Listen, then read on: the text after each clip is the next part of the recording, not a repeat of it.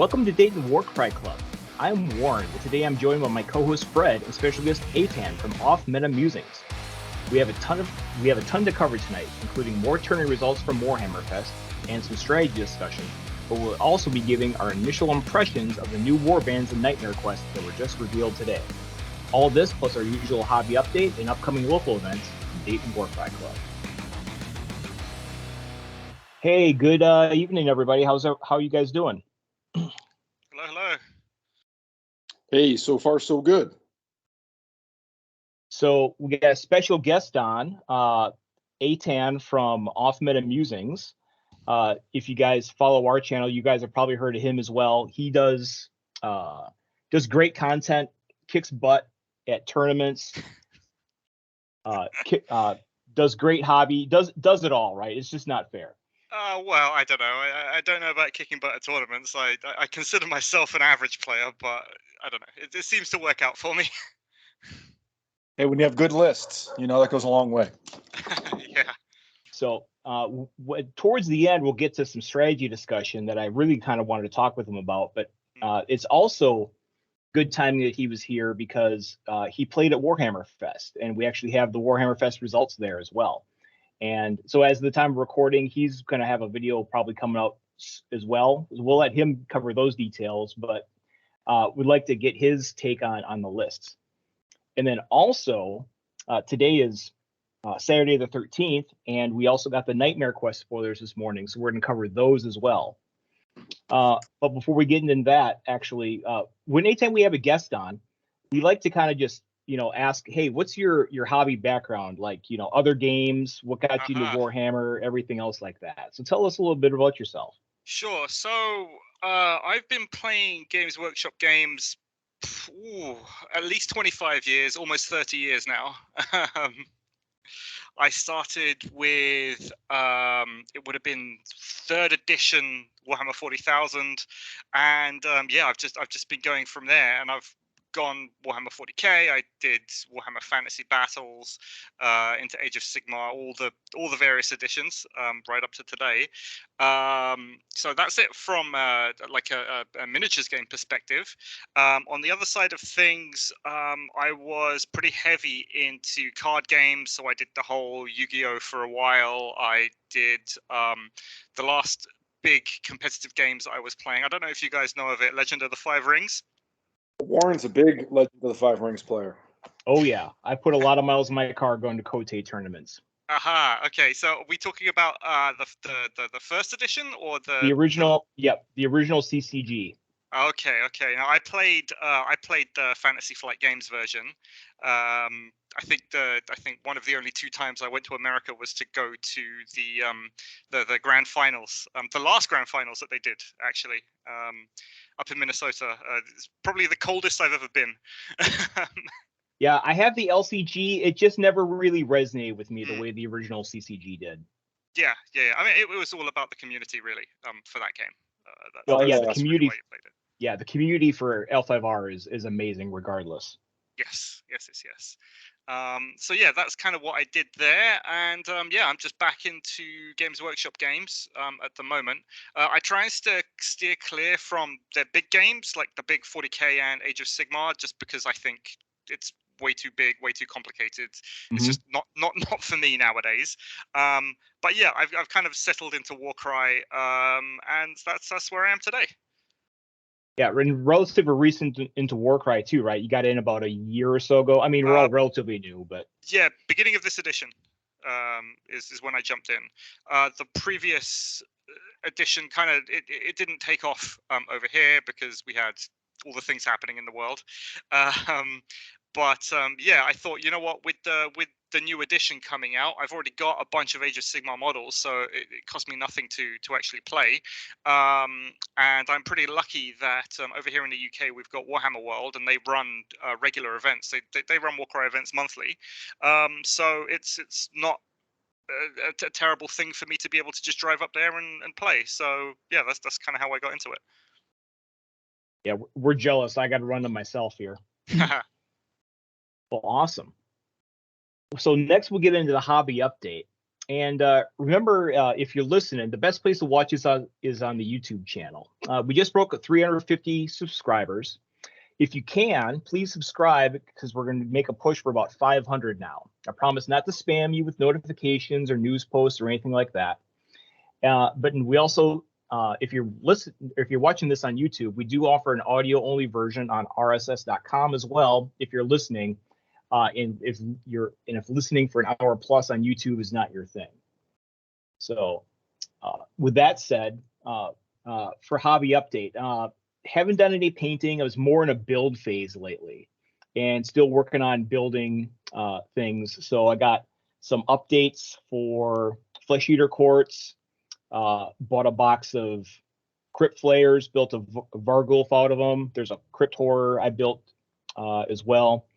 Some Skaven updates and a whole lot of Orc Brutes. So updates for warbands and eventually prepping to start doing Iron Jaws, a big push for Iron Jaws probably later this year. Good stuff. That's an Arc Regent. Is that what that is? No, I have an Arch Regent already. So that's the Ghoul King. That's the Ghoul. Yep. I don't like tactical rocks, and the Ghoul King tactical rock is beyond gaudy. Yeah, so, it's bad. Yeah, you don't like your guys having to bring big chunks of masonry with them just to fight. That's correct. Yeah, and it had some like extra scatter, some gravestones and stuff like that. So I like, making them, adding a little bit to the bases and stuff like that, hiding imperfections when I'm chopping up things and kit bashing. On the Vargulf, actually, it's there to kind of actually brace that second leg because I found out the hard way that the one-legged pose is going to be tricky. Yeah, they have like the tiniest little contact point on the little teeny toes to hold up that whole model with those wings and everything. Yeah. Yep. I have one sitting on my desk as well. He's awaiting surgery to get reattached. And is that the 40k Snakebite Orc boss bottom right? It is. It's the Beast boss actually. Yeah. I already had a Brute boss, but then I think it was Light Ninja on Discord. He posted a list that had 2 Brute bosses, and I'm like, well, okay, now I need another Brute boss because that list looks sweet. And so that's my attempt at getting a second Brute boss, but not having him look like identical. So he came on a little bit larger base. He's rebased on a smaller base, and I took all like the gun bits off of him. So I think he fits in pretty good. But you finished some stuff too there, Aytan. Yeah. So I mean, if anyone's seen any of my stuff, you know that I play a lot of the Rumble Pack. So recently I've been checking out kind of different kinds of lists that don't necessarily need to kill things to win that pack. And Nighthaunt generally seen as being one of the worst factions in Warcry. So I thought, okay, well, what would it take for them to win? And I thought, well, they got movement 6, they got fly, which is great. They all got toughness 4, which is awesome. So let's try and lean into that. And I managed to put together a 10-man Nighthaunt list.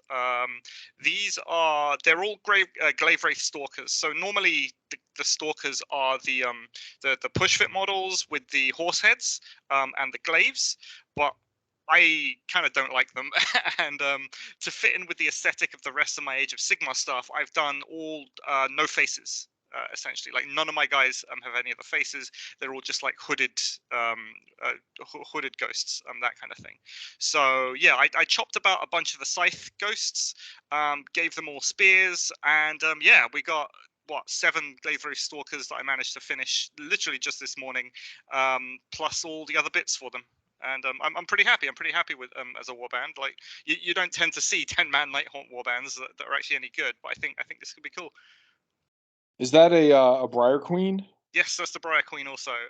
Little conversion there. I've given a Lady Alinda's head because I've got another conversion for Lady Alinda who got a normal Banshee's head. So I kind of swapped the heads around. Yeah, I've been looking at Nighthaunt myself recently, and I picked up I'm doing a similar conversion to make a Briar Queen. I like the Briar Queen. I think, yeah, it's good. It's very good. I think it brings a lot of utility to the warband, so you can kind of snipe with it. I haven't played yet. I think the warband, like you said in Rumble Pack, especially on paper, I think you can kind of make something happen with it. Yeah, I mean, if you've got enough terrain in there, just having an entire warband that can fly, I think, is pretty useful. And yeah, the Briar Queen, just talking about her a little bit, she's the last remaining toughness 5 Nighthaunt, so you can't not use her. Absolutely, yeah, cool, nice looking warband too. Thank you. Yeah, later on, we're going to see in some of the lists, there's actually a few other things we had kind of identified from Underworlds as being out of place now in 2.0 that you could take advantage of. And so, yeah, we'll see some of that. And yeah, I bet you probably could be successful. We have one Nighthaunt player here, and he's started to figure out the knack of it. It can be frustrating to play against because it plays a game that like none of the other warbands play, but could do it fairly well in a lot of cases. Yeah, of course. I mean, I main Hunters of Huanchi, so That's right. Yep. I think I've got the experience in trying to not play. I'm almost not playing Warcry really. I'm playing my own game. All right. Well, let's talk about Nightmare Quest spoiler. Yeah, both factions are really interesting. Yep. So haven't had time to really crunch the numbers yet. This stuff just dropped earlier today, but Quester Soulsworn look good. Yeah, I think Games Workshop have almost fixed Stormcast.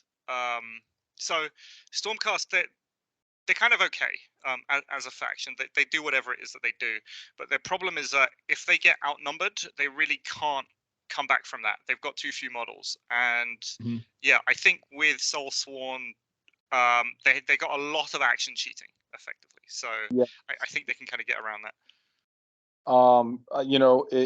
If people have been listening to the last couple, I've kind of been going on and on lately about squeezing out those activations, those kind of extra activation effects where you can get them, and like with the Force of a Thunderbolt is a like textbook example.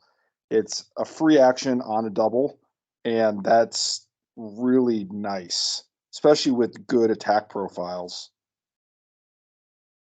Yep. Plus, you have the Blood for the Blood God there. You have a bonus move that you can make. Yeah, this is just all sorts of cheap ways to get extra activations out, and we'll be talking about that at the tail end as well. You also got, I think it's the first order. No, not the first order teleport. There's already one, but the most versatile order teleport on 165 point model, which is real good, I think. Yeah, absolutely, and it does not have the current trend that in 2.0 where they kind of took a lot of those abilities and made them faction specific.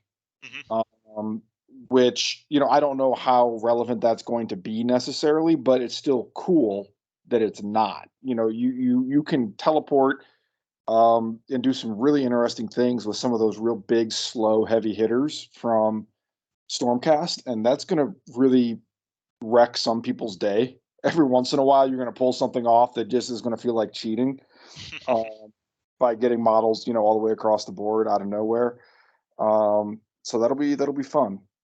Yeah, I think one thing that isn't here, you'll see that all the fighters have the hero room mark, and Soulsworn have they can do it. They're allowed to take as many fighters with the hero room mark as they want in faction, and then they can still ally 2 other heroes in if they want to. So I think, considering how cheap they are, because they're not that expensive. They were 160 to 175 points probably by the looks of things. I think they offer they offer quite a bit for anyone who just wants to ally a guy in. They've got a bunch of useful actions, so you can kind of pick and choose and then go, okay, I want to teleport, so let's ally the teleporting guy in. Yep. Yep, cheaper than Annihilator Prime. They're easy to use with their doubles to get extra action economy out of them.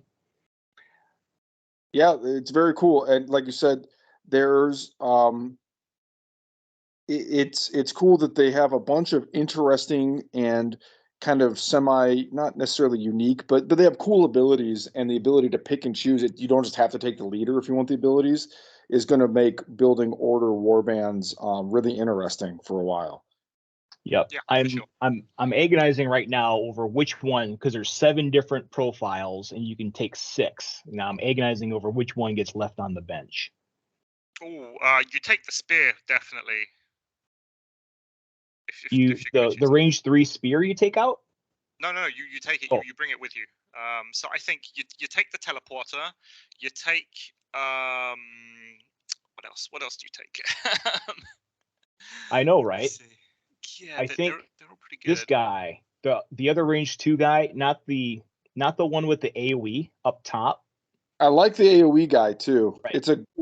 The AoE abilities in this game generally aren't like amazing. That's a pretty good one. Yeah, this guy is kind of like middle of the road, right? Everyone else is, they're range 1 that hit hard, or you have a couple, or you have like a range 3 and a range 2. Maybe this guy. Yeah, spear guy's definitely better. Yeah, I guess so, because hammer guy hits harder, but spear guy's got the range, so he's kind of sitting there in the middle. He doesn't really do anything that either of the others do. He just does. He's average. Yeah. Oh, and then also worth noting, you have a couple interesting damage profiles. You have a 2-3 damage profile and a 3-4 damage profile here. Yeah, there's 2 3s in the Flesh Eater Courts one too. So you're getting rid of those swingy crits. Yep. But then again, you also have some 2 5s in here, so they haven't gotten completely away from crits. But yeah, no, I saw that too, and I thought that was interesting. Okay. Yeah, I'm looking forward to these guys. I'm already in my head got a theme and a painting scheme for them. But then Death gets a ton of brewing options here too coming up. I like these guys a lot.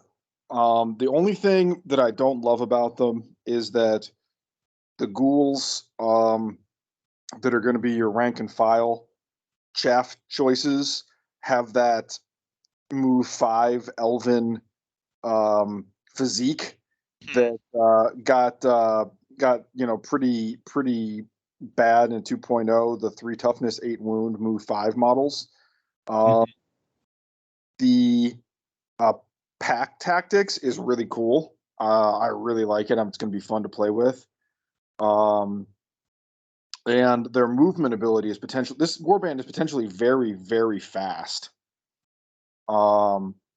With Sound the Hunt, and then of course the FEC kind of Unleash the Hounds ability to get models moved across the board. So they're really, really fast. They have a couple of decent damage dealers, and they have that pack tactics, which is a fun ability, but their chaff model is not ideal.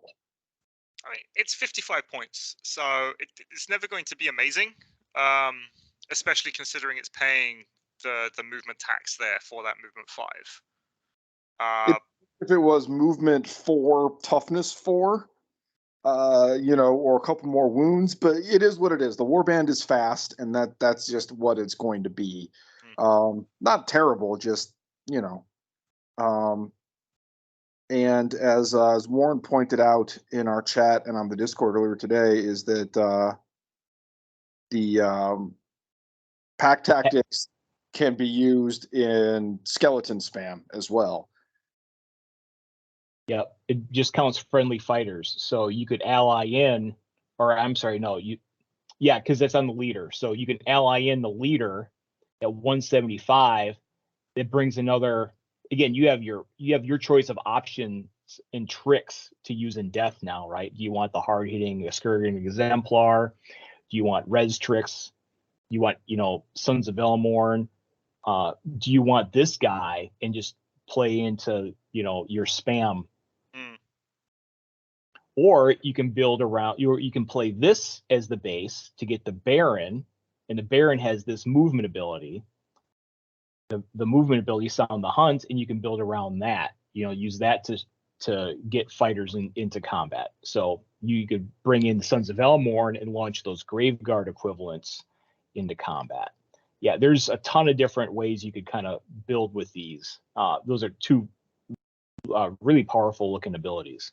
Yeah, I think if I was playing not pure beast flayers, but if I was taking beast flayers as the base of my warband and not just like allying in the Ghoul King from here into somewhere else, I think that double on the Baron is kind of where you need to go, because so I like the medium ghouls, but I see that strength 3 and I go, I can never take these because there's way too much toughness 4 in the game at the moment. But the rest of their profile's fantastic. They got movement 5, they got toughness 4, they got 12 wounds, which is really good. I'm a fan of that 2-3 damage profile. I actually think it's pretty funky because it gives them almost guaranteed damage. You know roughly how much damage you're going to do when you run in. But yeah, I think that strength 3 is a problem. So I'm almost tempted to drop those ghouls if I were doing it and really lean into that movement ability. So you could do something like ally in a pair of Askagan Trueblade Exemplar and then shoot them at your opponent through the Baron. Yep. Which I think is pretty fun. I also found out that the cheapest Chosen of the King combo, so using Chosen of the King from your standard Flesh Eater Quartz, that cheapest one is 390 points. So you could go like Baron, your Lord, the 2 guys you need for Chosen of the King to really mow down enemy fighters, and a bunch of ghouls to build like a 9-man warband. Oh yeah, the Ghoul King and then a Haunter, right? Haunter, yeah, exactly. And the Haunter's just a tank. It's got, I think, 32 wounds or something. They're insanely tough. Exactly. And what you have is a bunch of high quality doubles, which is something that outside of Sound the Hunt, it's something that this warband doesn't actually have. And you can always just throw dice into doubles in all day long if you want to. And I think having a warband with enough really good doubles can really work. I like that concept a lot. It also kind of goes back to the Sons of Velmorn, who have sibling rivalry as you can dump dice into, and you can shoot them across the board, add pour your doubles into sibling rivalry to have them punch above their weight class. Yes, and they have their own movement ability also, because they got the Soulblight Gravelords movement double if they're in range of a character. Horde? I forget what. Yeah, Shambling Horde, I think. Yeah. So really, death is, you can go a lot of different ways with this warband, and I think that's cool. I like the Baron a lot. That's a really powerful movement ability on a double, and it's going to be really fun to play around with. I like the Chosen of the King combo, because if you're worried about toughness 4, Chosen of the King on the Haunter is a great way to rip through toughness 4 models. Exactly, yeah. What does he get? 6 attacks on I think he gets he can go up to 6. That's a lot. It's a lot of attacks. Yep. But it gets around that problem because like so many times we build these sweet looking like undead soup lists and there's like a million triples to choose from. Right? Oh, I can res, I can teleport, but you can never do all of those. Like the Dreadblade Harrow Vargol list. It's like you want to be using Maddening Frenzy plus teleport plus have triple heads. Yep. And you're like, and res, yeah. Dice. But yeah, having, like you said, if you can just cram a bunch of good doubles in there, you have a lot of flexibility. This is going to be really fun to play with, I think. Yeah, I think this is what I'm going to try and mess around with for the next few months or so. Yeah, and I think that you could have some really like blowout turns with pack tactics. Like you don't even have to build around it necessarily. If you have 9 or so models, you could just randomly like deal 6 damage to toughness 6 fighters, and that's going to be a good turn. Well, I mean, you can take, if you really wanted to, you could take the Lord and 14 ghouls, run them all into a thing, and then do 30 wounds to a guy. Yeah, we can do that. Triple bracket monster, like let's go, come on. Yeah, and so the interesting thing about pack tactics is normally an ability like this would have a 1-inch range, but it's got 3-inch range. So you could be like behind a wall and pack tactics. So and also, yep. Yeah, and, so the there's target only has to be visible to the Lord, not to the things that it's swarmed by. And there's no range either. You could call up pack tactics from like across the board as long as you can see. Can be holding down one objective and dropping pack tactics onto another objective to let ghouls punch above their weight class. Like if you have like Stormcast sitting there with 20 wounds and 6 toughness that your ghouls can't scratch, dealing 6 damage, to that 20 wound profile is taking a big chunk out of it. So this is a fun warband. I think that the middle tier guys aren't great. I don't like the hounds. I don't like the 95 point guys, but I really like the Royal Beast Flayer. I really like the Baron, and then of course you have ghouls. Sure. I think the hounds actually aren't bad at 130 for the hounds. I was comparing versus flesh hounds. They're like way more affordable than flesh hounds at 185, and you get almost as much. I think they're okay, and that's kind of their problem. If they're not excelling at doing whatever it is that you're paying your 130 points for, then why am I bringing them? Right. Like my thought is that they bring a lot of speed, but this warband is already very fast. Exactly. So you're paying 130 points, which is more than 2 ghouls. You have 3 toughness. What is that? 18 wounds. Yes. This isn't like the glassiest thing in the world, but it's certainly on the list for 130 points as far as being glassy. And like you can get across the board really fast, but your Baron can get anybody across the board really fast. So I don't know that they bring a lot to the table for this specific warbands. I think there are warbands that would like them, but I don't think this is the one. My basis for comparison is Griffhounds. You get way more for 130 than you get for a Griffhound at 115, and you're not breaking the bank with a 185 Fleshhound. Yeah, but Griffhounds are like kind of good in the sense that like they're cheap for Stormcast and they're fast for Stormcast, and Stormcast are slow and expensive. Like they have a very different. They complement it. Yeah. Yeah, where in this warband, like you wouldn't take Griffhounds if you had them in this warband anyway, and like I don't know that you want like a 15 point more expensive. I don't know. I don't think you want another fast glassy model in this fast glassy warband. Well, I mean, if you really wanted, right, just if you think about that list I was talking about, the slingshotting things, just because of the way the points work out, you can bring direwolves instead. Yeah, and and I'd rather get a 6-inch move on a direwolf plus I think it's got 8-inch move by itself or 10-inch move, something ridiculous like that. So. And the Crypt Haunters are fast too. They have 6-inch move, don't they? They do, yes. Yeah, so like you have a lot of speed options available to you, I think, and so I think the Hound gets squeezed out a little bit, but that's true. As a bespoke, someone asked on Discord like how this kind of fares out. I think as a bespoke, I think this is right there in the middle with all the other bespokes. Though you have some good quality models, you have 10 models and stuff like that. It'll probably hold its own with other bespokes at least. I think so. Yeah, and it's fine. Take the middle tier out, throw it right into the garbage, and stack it with ghouls or allies, and you probably have a very competitive warband. All right. Well, enough about that though. Let's get into the meat of the episode here. Warhammer Fest results.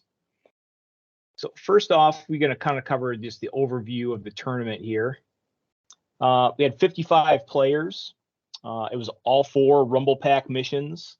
A couple other channels have covered this already too.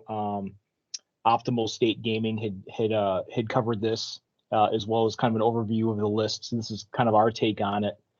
I'm not going to go into reading all of them, but they're all, I believe those are all objective missions. Yeah, they are. There's 2 6 objective missions and 2 4 objective missions. One of them is you capture the objectives and you can burn them for additional points and then just remove them from the field. And the last one, what was the last one? I can't remember the last one. It was Tides of Battle. Yes. Yeah. So I had 2 questions for you, and if you're going to cover this in your report, then feel free to just kind of give a summary. But the Spoils of War, the one where you burn, you can burn the objectives. How did that play? Because that one doesn't have a good reputation just on paper online. So the answer is it depends. It depends on the size of your warband completely. For spoils of war. Now there is a list that I think we're going to go over, which is like a 7-man chaos warrior list or something along those lines. Yep. And I think he won his spoils of war game. So the idea that small warbands can't win spoils of war, I think it doesn't. It depends is Okay. the answer. So it's okay. So it's something we should probably try at our next meetup. Then we've been avoiding this one just because. Like, give it a go. I mean, yeah, people online saying, "Oh, this sucks," and so I'm like, okay, I'll stay away from it. Okay. Yeah, so I've played it a bunch. I went to an event. I think what would it be? Like 3 days ago, and we played Spoils of War. I ended up winning it. I won by 1 point. But that's because we comboed Spoils of War with there's a secondary where you can put treasure tokens on the field, and you get 3 treasure tokens, and then whoever holds the treasure tokens gets 2 points at the end. So I managed to win it just because I managed to keep the treasure tokens. I burned 2, and then my opponent burned 2. But it's not as you hear that and you think, oh, we just captured 2 on the first turn. It wasn't actually like that. I managed to stop my opponent from capturing on turn 1 of their objectives. But they managed to capture it on turn 2, and then they burn it on turn 3. So it's kind of an equivalent amount of points that we managed to get. My opponent managed to get more points from Spoils of War objectives than I did. And the only reason I won is because I had the treasure. But if it wasn't that secondary, I basically wouldn't have won that game. So I think depending on your build, there are ways to get more points out of Spoils of War, especially if you're able to hold on to your objective for an additional turn and wait out your opponent to see when they're going to burn. Because if you see your opponent burns their objective first action in turn 2, you can go, okay, well, I'm just going to hold on to my objective, get the additional point, and then on top of that, I'm going to get another 2 points next turn when I do decide to burn it. So I think you have to make calculated risks there. Exactly, yeah. I think that could be a decider if you were just playing spoils. But of course, you kind of need to play the secondaries with these missions. You can't just play the missions because they're way outbalanced if you don't play the secondaries. Also, that gets to my second question, which you already actually answered, which was when we play them here in the U.S. these missions, we just play the primary and we're just doing the normal major minor victory thing. Yeah, but since you have the victory points, it sounds like yes, the victory or the secondaries could sway you one way or the other. If act as a minor tiebreaker or something like that. Were any of them did any of them seem like really unbalanced? Like you could ignore the primary and just go after the secondary. Sure. So there's only one real secondary that does that. It's Strong Arm the Competition. Now, there has been a couple of versions of Strong Arm. There's a new version that was released a couple of months ago by the Warhammer World events team. And then there's this version, which was the original Strong Arm the Competition. Just to give a little bit of background into this pack itself, it was written by the Warhammer World events team just so they could run an event in an afternoon. So they run an event running from 5 o'clock in the evening to about 10 o'clock. And they wanted missions that you could feasibly play in 1 hour. So they wrote this pack specifically for that. And through they do one event a month. So through those events, they've kind of been tweaking the missions a little bit, and they've been updating them as they go. But this is the first version of Strong Arm. So okay. I thought this was the most recent one, but I'll defer to you since you played them. Okay. Yeah. So the one that they used at Warhammer Fest was the original pack that was published way back in whenever it was published. The ones that they're using up at Warhammer World are the updated packs that they've been working on. But yeah, so Strong Arm. If you combine Strong Arm the Competition with any of the 4 objective missions, it's really difficult to win the game just by doing the missions themselves. Because Strong Arm gives you 3 victory points, and usually Spoils of War or Power Struggle, they're going to give you 1 point by holding the objectives. So your opponent needs to hold at least 3 objectives to counter you doing strong, you managing to get strong arm every turn. Mm-hmm. And that's the main problem there. But if you combo strong arm with any of the 6 objective missions, which are generally giving you 1 point or maybe 2 points per turn, that allows those smaller warbands to be able to kind of compete in that space, because it gives them something that they can do against chaff-heavy warbands that might not have enough wounds to hold the center of the battlefield. I see. Yeah. So you might go take out some guys, maybe threaten some objectives, but you really center your forces in the middle and just rack up those three points per turn. Exactly. Yeah. So if you've got like 1 Stormcast, for example, 20 wounds, your opponent needs to put your opponent needs to put 3 skeletons into the center of the battlefield just to score those points against 1 Stormcast. Because skeletons are 8 wounds, right? So that's 24 wounds versus 20. And then you've got the rest of your warbands, if you're playing Stormcast, to go and get other objectives. So if you can hold down 2 or 3 objectives, for example, or let's say 2 objectives, let's be thinking about it, 2 objectives plus the center of the battlefield, that's a lot of points that you can be generating out of a very small warband in a 6 objective mission. Yeah, it's a lot to think about. Salty's tournament pack, I'm thinking about starting to test out some of those, just because with these you have 36 different combinations of primary and secondary. You don't know which ones are going to be like good or not unless you ask around and for specific combinations. So yeah, I'm always on the lookout for kind of preset, like let someone else kind of do the play testing on something. All right, but as we'll see though, right, with these 4 objective based missions, there's definitely a skew, especially at those UK events, towards larger war bands, which we're seeing right here with the winner, Michael Appleton. So for those listening, he ran a Vargoyle, Abhorrent Archregent allied in, Direwolf, 3 Graveguard with Great Weapon, Graveguard with Shield, 3 Skeletons with Spears, and 2 Zombies. So real mix and match sort of warband there for 1,000 points and 12 models.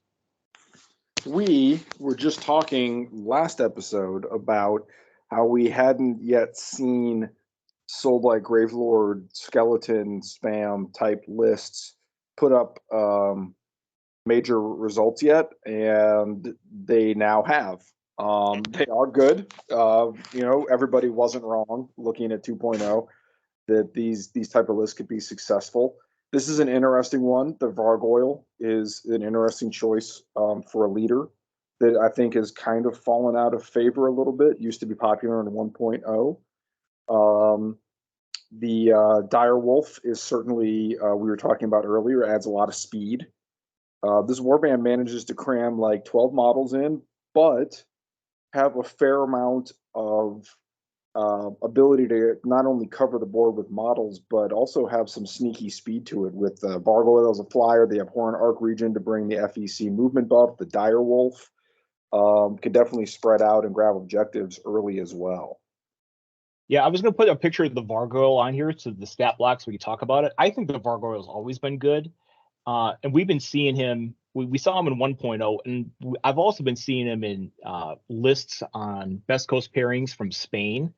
He's very popular in the performing Soulblight Gravelords lists there as well. Like I've seen double Vargoyle lists, but being able to move around, getting access to the res, being a little bit tougher than a Vampire Lord, if he's going to be your linchpin. He just does a lot of stuff for you, and you can afford it with everything else being so cheap. Yeah, I think what you need, especially if you're playing in the Rumble Pack missions and you're going to run, it's quite common that you're going to run into 8, 9, 10 and more fighter lists. You need something that can chew through chaff reliably. And I think that's something that the Vargoyle does do. He's got the speed. Does Vargoyle have fly? I think it does. Yeah, he's definitely a flyer. Yeah, exactly. So he can get fly, where right? he needs to get Yep. to. The Vargolf is a move 8 flyer. The Vargoyle is the move 10. I think I'm that right. Yeah, so he can get to where he needs to. I've played against this list a couple of times now. Michael likes to mess around with his vampire lists. I think he has a very sizable collection, and he just tries a whole bunch of different things. But yeah, I've played against this list a couple of times. I would explain. I would say it's annoying to play against because you've got the Grave Guard that can do damage. You've got the Arc Regent, which can boost their speed and can do damage. You've got the Vargoyle, which can do damage. So I usually find it just too much to be able to deal with and do everything that I need to do in my turns, especially when we're playing these missions that we've seen. Yeah, and skeletons and zombies too, like a mix there too is interesting. It's for the points. I know, because skeletons are the same, right? No, yeah, they're all 40 points each, so it's a choice. Do you want zombies have a couple more wounds? Yeah, zombies have a couple more runes. Skeletons have the extra inch of range. But the other thing, that the Vargoyle brings is that move 10 plus the res ability does let you like get across the board and start resing models. Yes. That are normally slow models. Like you don't have to worry about boosting their speed. You just push them forward, let them die. Their Vargoyle flies to where you want them and reses them there, which is something I did a lot of in 1.0 when I was playing spiders with 2 brood masters. They just spread to opposite corners of the board. Spiders go everywhere, and then when they die, you pick which side of the board you want to res them on, and it gives you a lot of ability to put models where you want them too, which is nice. When you have that on a fast model, it's really powerful. You bring a Graveguard, like res it on the opposite corner of the board. It's like you gained a lot of movement activations for a triple. Yeah. It's a little weaker now, but yeah, still a strong play. Yeah. All right, next up, a name he's probably infamous there by now, Alan Bevan. He, my boy. Not much to say here that hasn't already been said about the Chimera Nurgle list. So I just have one comment from Salty as he's been tabulating results here. Post nerf Chimeras are 16, 2, and 2 according to Salty's data. So that should tell you something right there. They've lost games, so they're fine, right? Yeah, they're beatable, no problem. Yeah, just an 80+% win percentage. Plague bearers are so ridiculous. Yeah. They're absurd. Yeah, so I was discussing with Alan, not that event, but the previous one. He was like, "Yeah, I'll always take the Chimera because it's the best thing." And I said that at 515 points, I think the Chimera is actually okay at this points level. My problem is with those Plague Bearers. Yes, Plague Bearers are absolutely the problem. 515 is a crippling amount of points for almost any warband to take.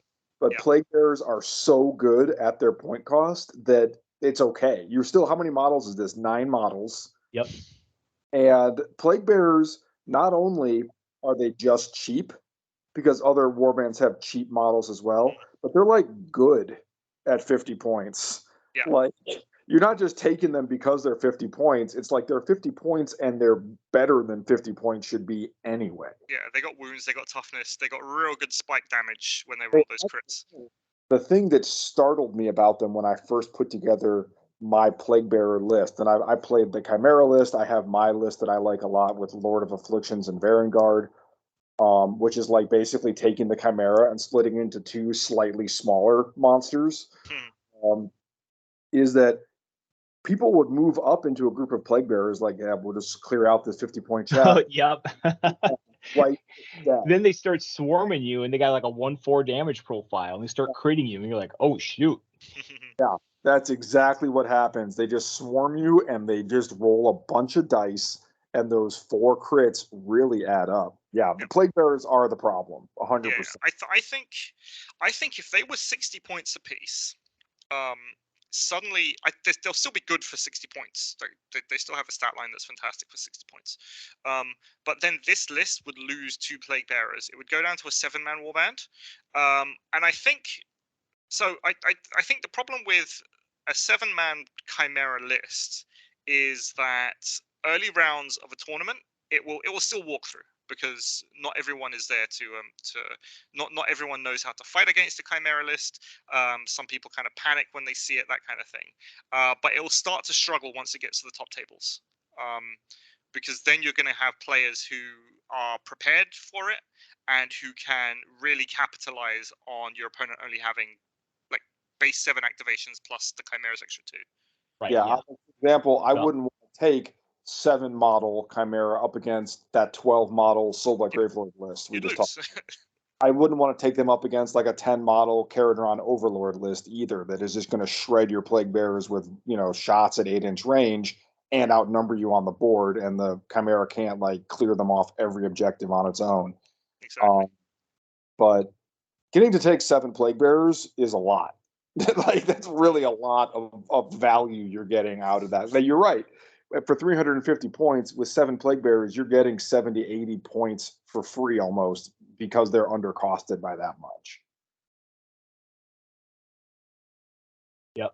So enough about that. Let's talk about happier war lists. Here's a feel good story for you. 3rd place, Andrew Firth, also 4-0, played Seraphon, played the entire Starblood Stalkers warband, Kixitaka, Clacktrock, Otapodal, Tak, Huachi, and Zepik, and just brought in a couple Seraphon heroes as well. Source Knight Alpha at 195, Source Old Blood at 175. Both pretty, medium heroes, 25 wounds, modest attack profiles, but yeah, total of 1,000 points, 8 models. I mean, those Saurus characters, but they punch above their weight though, because they've got the Tearing Bite. Tearing Bite is ridiculous. Oh, yep. Tearing Bite is basically what Sneaky Stab, old school Sneaky Stab on like a double. It's a lot of damage. But this list surprised me. I'm not going to lie. Like, I'm not sitting here. I'm not going to pretend like I was like, yeah, what's going to do really well at Warhammer Fest is Starblood Stalkers. But a good player with them can set up some really nasty Tearing Bite turns. Like, I don't know, 8 models. None of them like on the list that I think a lot of people would consider like broken models. To do this well is really interesting. So this gets into 1.0 pointing and statting versus 2.0, and these guys are kind of attractive. Like, you're paying 80, 90 points for some of them, but you're getting, these are 10 wound Seraphon, these are 10 wound Skinks. Aytan, you'd probably kill for 10 wound Skinks. I mean, I do. I ally a bunch of them in. Yeah, I was gonna pick up on that.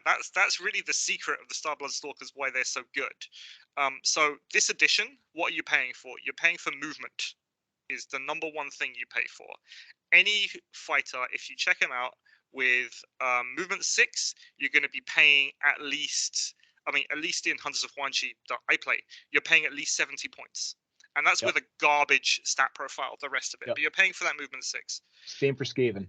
Exactly. And these are 1.0 costed, which means you're not paying for the massive movements. You're paying less for it, and you pay for it in other ways. But you really get to keep their points down, keep the big movement, keep really good.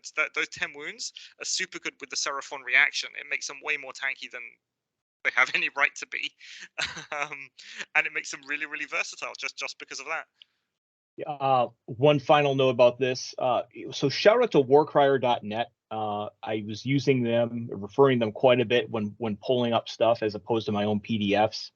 Warcrier.net, run by ServoScribe, an online Warcry encyclopedia essentially. And I think there's the way he's got it set up. I think I got another misprint to report to him there on talk there with his 32 crit damage. But no, it's amazing what he has kind of set up behind the scenes with data entry and stuff like that. And he actually already has the 2 new warbands on the site as well. So yeah, shout out to ServoScribe and warcrier.net. Let's see here. So those are the 3 undefeateds.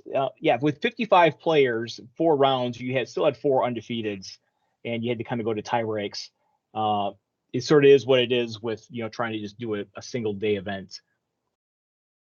4th place though, we have good old Kharadron Overlords, and this is similar to what we've been seeing before. This is Ian Adkins at 3-0-1, double Admiral, double Thunderer with either cannon. He's got the 275 Engine Master with the dirigible suit, and 4 Arkanauts with pistols. So that's still 9 models at 985 points. Something about this. I don't think you went 3-on-1. I think you went 3-1-1. 3. That's what I've got written down anyway from my. That'd be 5 rounds. Sorry, not 3-1-1. So did he go draw? No, he didn't. I'm going mad. Okay, carry on. Sorry. No yeah, problem. I think he had a 5 and 3 5s and a 3 on BCP when I looked, which would have been a draw. Sure. So I like KO a lot. I've been playing them a lot locally, and my list is fairly close to this.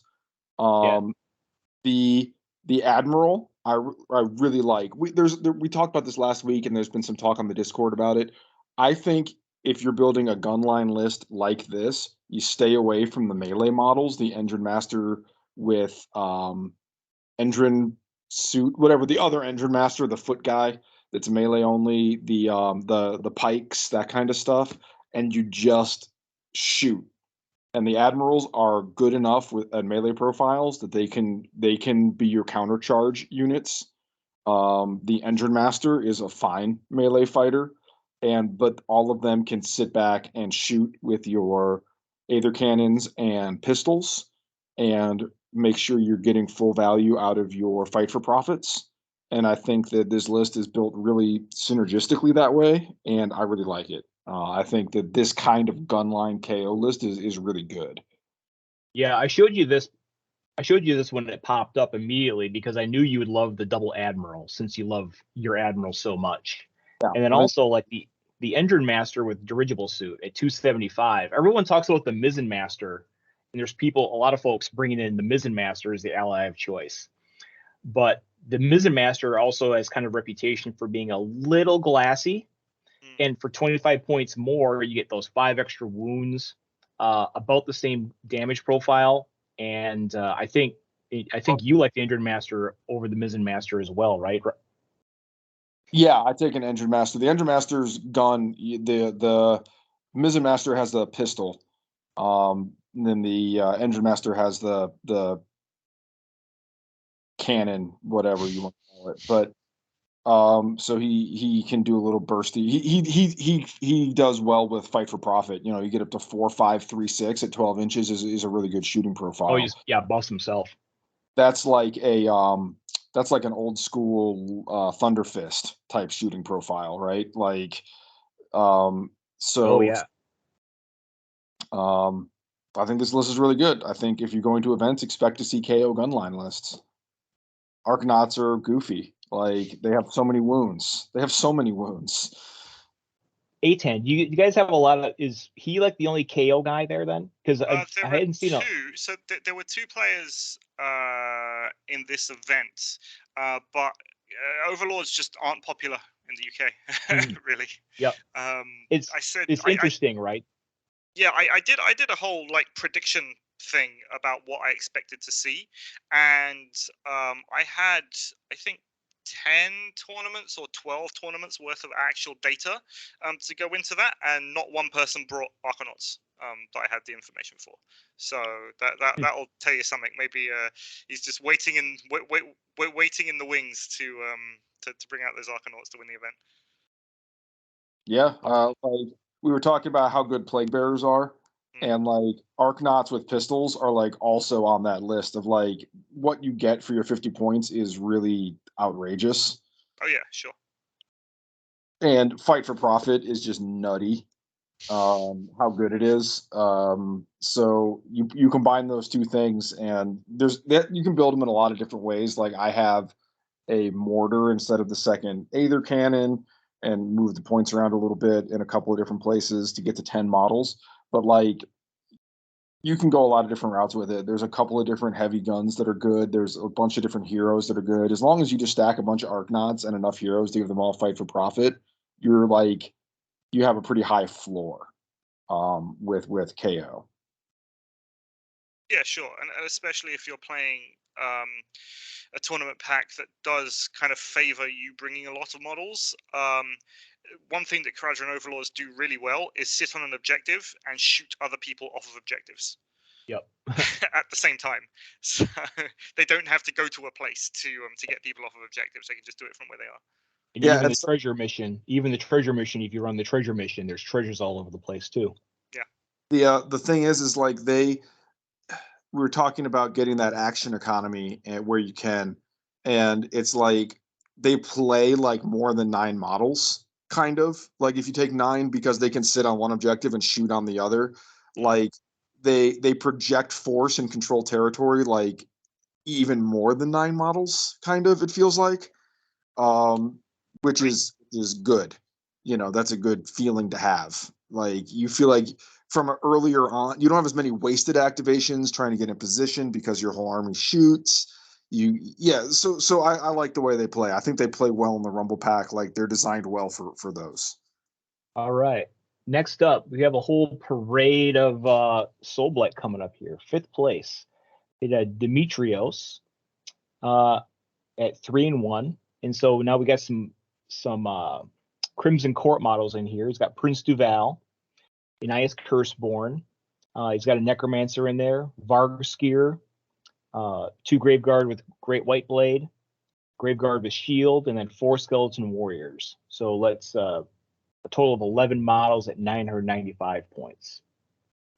My only loss during the event was against this this list. Interesting. Yeah, this list is, hey, you get Anias, who is outrageously cheap for a move 6 flyer in 2.0. He's a little blender. He runs into some chaff and he can chop him up. The Vargskir is really interesting to me to include. I don't think that I'm not the only one out there that would say it would not be their like top choice of SPGL model to take. But you can't argue with the result. It's one of those, like, Vargskir has 2 attacks, I think. Yes. It's one of those like 2 attack, high strength, high damage, but like low number of attacks type models that like statistically tend to underperform because generally you like to roll a lot of dice, but a lot of Graveguard, cheap flyer, like good stuff going on in here. Yeah, we'll see a summary of all these and we kind of compare them all at the tail end. I put this there just for you. Put that there just for you, Fred. Yeah, because I know you're thinking you're always brewing Soulblight lists. Yes, I have so many Soulblight lists. So here's another one. Danielle, White King, Necromancer, Kosargi Night Guard, Skeleton Champion at 70 points, 2 Graveguard with Great White Blade, and 9 Skeleton Warriors. So he's a box of Skeleton Warriors is what it is. Yeah. So 5 with Spear, 4 with Blade, 15 models at 1,000 points. So like this list right here is the kind of thing where it's like you take out the Kosargi Night Guard, you downgrade a Skeleton Champion to a Skeleton Warrior, you find 5 other points, you like downgrade a Graveguard to a Sword and Board Graveguard, you fit that Royal Beast Player in there, and you pack tactics people into the dirt. Like this that I'm excited about. Like you just get those pack tactics in there. 15. Like here comes 9 skeletons. Hope you like taking 18 damage. So yeah, good stuff here. Like cool list. Kosargi Night Guard is another. That's another Curse City model up there with the Vargskir. You don't see it a ton, but I'm sure the points worked out well. I think is probably why that's there. To get to exactly 1,000 points when you have 15 models, and this, of course, like, I don't know if it ever happened in this event, but this list is built where you can have like the most insane Dance Macabre turns with this many skeletons. Oh yeah. And a necromancer, like you tend not to build around quads, but if you have a decent list anyway that could potentially have like the most insane turn ever, like why not? Yeah, for sure. For sure. So is this the player that always runs 15 model Graveguard or 15 model Soulblight? There's another name I've seen as well. Yeah, so we had, I think one other event that I went to, there was a player who ran 15 models and basically a ton of skeletons. There was no Night Guard in there though, so I think it might be a different one. Okay. I know this is not the first 15 model list that I've seen from the Warhammer UK events. I mean, something to say about those our events in the UK. Soulblight Gravelords, really popular. We're seeing that. Yeah, it's one of those factions that seems to really chime with the UK players. I think something like almost 10% of the field was Soulblight Gravelords. Yep, I collected some of those stats too. Yeah, it doesn't hurt that the faction is like absurdly deep and good also, right? There's a million different ways to build it. It's competitive in a lot of different ways. I can see it being a popular list. This list also gets me real excited. Yep. So we got this is two Underworld's warbands. This is Crimson Court and Sepulchral Guard just mixed together. So you got Prince Deval, you got Gorath, you have Velis, Von Fane, Annias Curseborn. So that's all four from the Crimson Court. You have everything from Sepulchral Guard minus the leader. So you got the Prince of Dust, you got the Champion, you got the Harvester, Petitioner with Sword, and you're allowed 2 copies of the Petitioner with Sword and Shield. So that's 10 models right there, 980 points. It's great. Yeah, it is what it is. Yeah, you pay a little bit more for those skeletons, but it like doesn't really matter. And you're getting a little bit more. You're getting 10 wound skeletons out of these. Mono great sculpts .list is what this is. Like cool underworld sculpts, and go for it. Like for example, we were talking about the Vargskir, like Gorath the Enforcer, generally not considered to be one of your better choices, primarily because it's got that low number of attacks. Yeah. But yeah, mash them all together. Let's do it. Yeah, GW, if you're listening, just give us points updates for all the old ones, please. This is such a cool concept, right? You know, if you want your models to work in multiple games, like, all right, you get your Underworlds players and get them into Warcry, get them into AOS after that. You know, by just take 2 random Underworlds warbands from the same Grand Alliance, mash them together and go.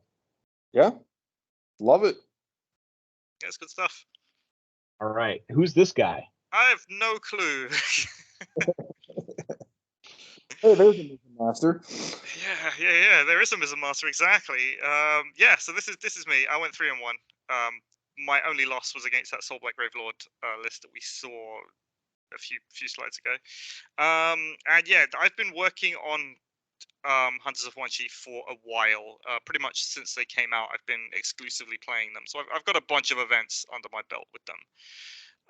And this is not the latest list because I took another version a few days ago, but I'm pretty happy with this list. So it's got the Alpha with Club, it's got 5 Claw because Claw's the best fighter in the warband, a normal Skink with Club, so you kind of get to spread out the triple, the bolus triple, which is pretty good. That's what I thought, yep. Yeah, and yeah, talking about the Subless Stalkers, we got Kixie Taka and Otterpattle. Otterpattle is just like your Claws, but better. So we can take him, and Kixie Taka is pretty nice himself. And yeah, the Mizzen Master for 250 to round it all out. My only problem with this list is that I constantly feel like I'm misplaying the Mizzen Master. I brought it because it's got a really good melee profile. And it can run into things and it can knock them over, and that's fantastic.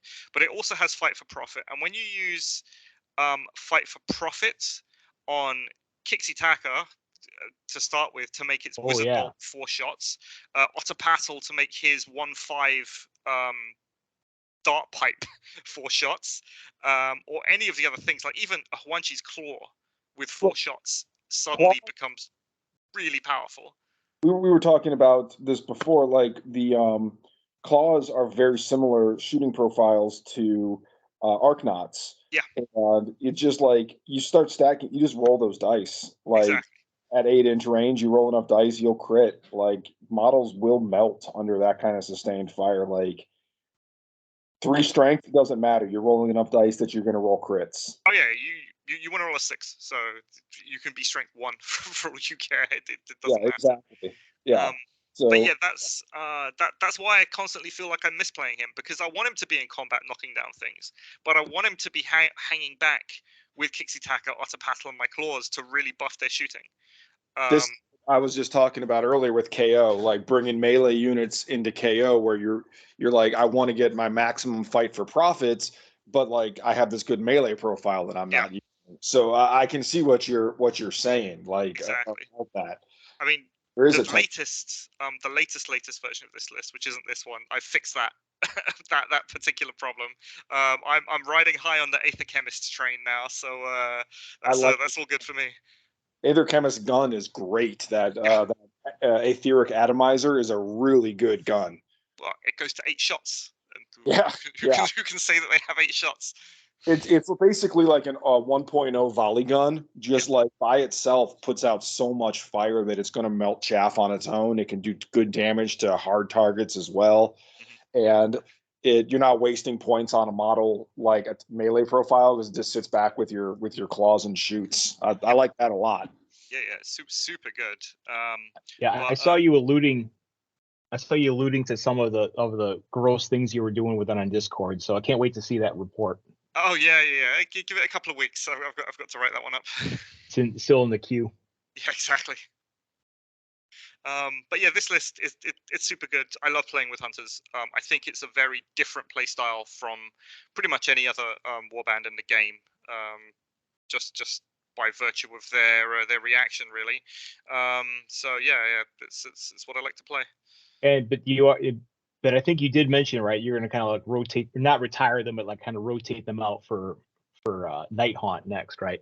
Yeah, exactly. I think I've gone as far as I can go with hunters, especially from the last event. I think that would be the final list I would bring if there was another really big event coming up.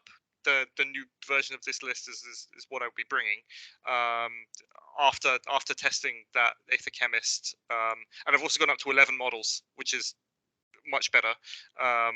The Aether Chemist is cheaper than Prism Master, so not only do you get a more synergistic profile, but you save a lot of points. Exactly. But yeah, that's something for the future. But yeah, this list pretty good. It works.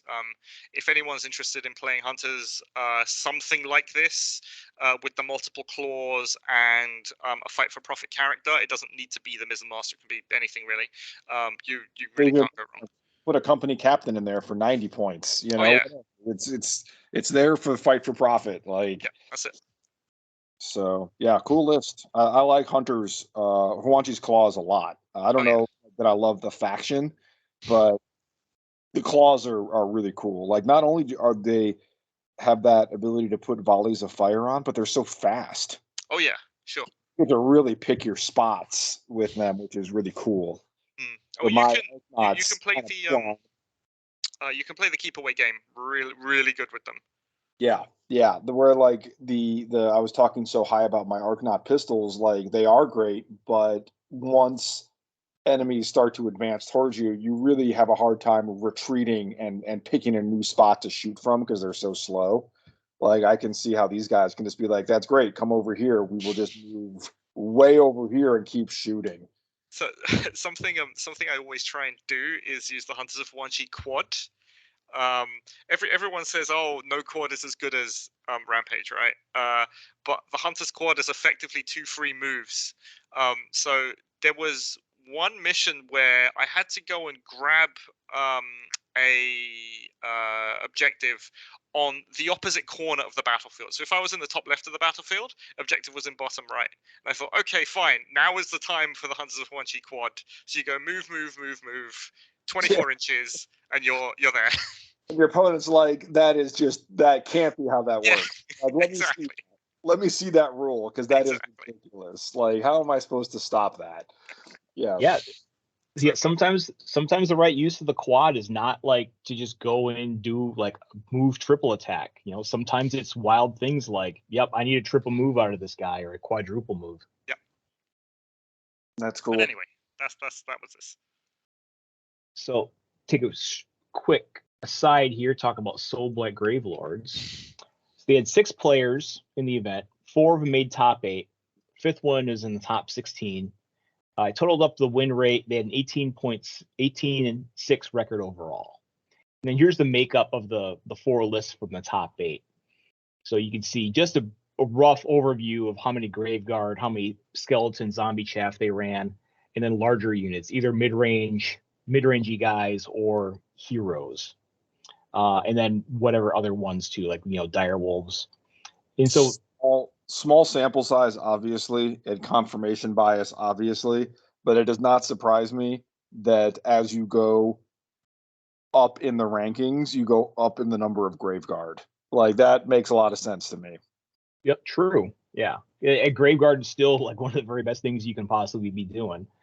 Not to take anything away from those other lists. It just shows that you can have some of those other lists had 3-4 legit threats, and still had 10 plus models as well because of the large number of skeletons and zombies too. I think it just kind of goes to show there's no single formula for how to put these together though. Just as long as you're getting, especially for Rumble Pack, your 10 plus models. Because their models are so cheap, unlike a lot of other factions like Stormcast or whatever, you run out of permutations to build them to make the points work. Like when your units are like 40, 55, 60, 70 points, you can combine them in a million different ways and still be points efficient, which is one of the fun ways to build about them. You can be like, man, I'd love to change that leader out. I guess I'll downgrade 1 Graveguard to a skeleton, free up 25 points. Not every faction has that luxury. Which is one of the great things about Soulblight Gravelords is how flexible it is. Really competitive options at 40 points, at 55 points, at 60 points, at 70 points, all the way up. Yeah, for sure. I think there's no real way you can build a bad Soulblight Gravelord list, especially considering your basic chaff models are so cheap. Because you could spend like 250 points if you really wanted to, and you'd have a core of 5 or maybe even 6 fighters just sitting there to do whatever you wanted, and then you've got an entire warband's worth of points almost to play however you like. Yeah, like you could be like, I'm going to take triple Vargoyle. Like that's just how I want to play. Triple Vargoyle, and then you still can fit a bunch of skeletons in there. Like that might be pushing a little bit, but yeah. I'm not saying that's not recommending it. I'm just saying that like there's still room for skeletons no matter how you do it. I liked my Terrorgeist list. I have a Terrorgeist list with a Castellan, and I forget how many points that is. It's a lot. And then you still get to like 7 or 8 models because you just cram a bunch of skeletons in there. Okay, let's stop talking about Soulblight now. And so we have more results. We have the lists here, 9 through 16 as well. In the interest of time, we can skip to the next topic though if we want, unless we want to talk about any specific ones. Slaves of Darkness, Khorne, Cities of Sigmar, which was dwarves, Rotmire Creed, another Hunters, another KO, Iron Golems, and another Soulblight. So I think it's worth talking about the Slaves to Darkness list because we've been going on about how you want really big warbands for the Rumble Pack, and the Slaves to Darkness that list is not a big warband. So. No, it's not what if you follow like competitive Warcry and like list building theory, you're thinking like, oh, it's probably like a couple of heroes and then just a bunch of marauders in there for the point efficiency to get a bunch of chaff. It is not that. It is 7 Chaos Warriors.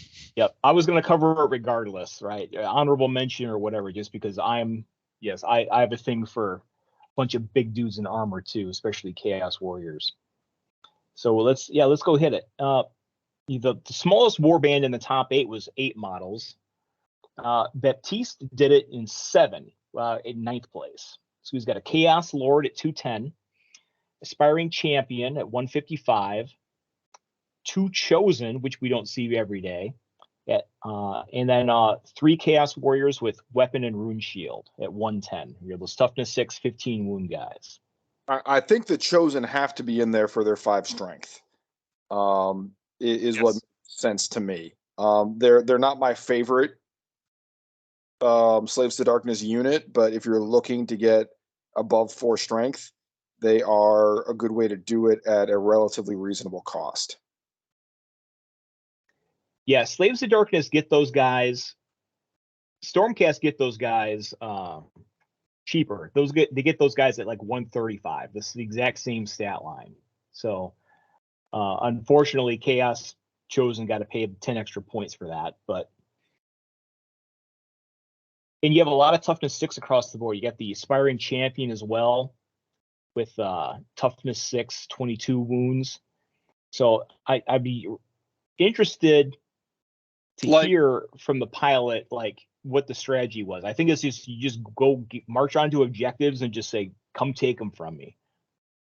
I think it's worth noting that you could have taken one of those Chosen and upgraded it to an Aspiring Champion.